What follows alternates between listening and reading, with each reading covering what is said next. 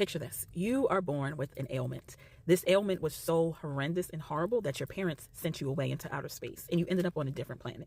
Now, the people who got you decided to keep you, but it was such a hardship for them because of this ailment. No one could figure out what was the matter with you until one day that the mother who got you decided to put you into a containment space just to give herself a break.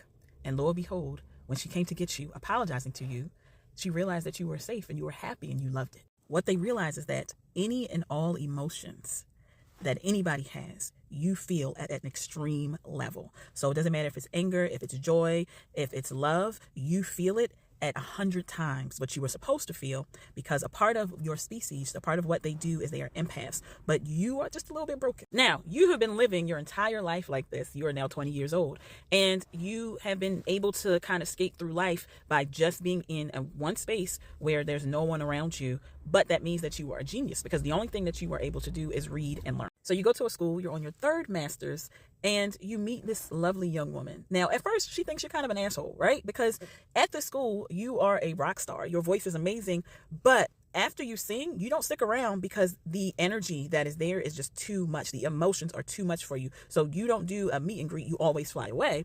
And she just believes that you're an asshole.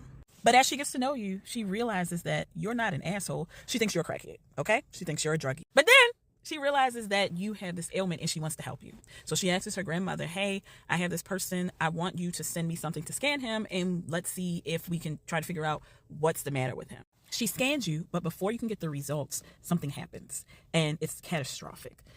And 460 different people are hurt because of you.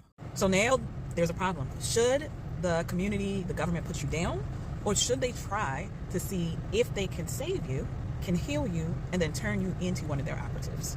I have read every book in this series, and the series is called The Prime Mating Agency, and this figure right here is the mastermind behind it, and this is his story.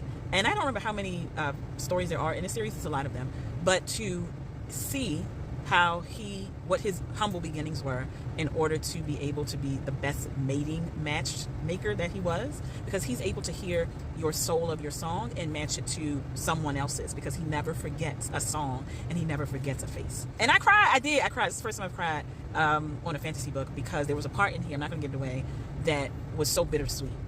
But the author came back around and gave them a happy ending within that space. But I really, really enjoyed this book. I think this is probably my favorite one out of this entire series. And I've read all of them.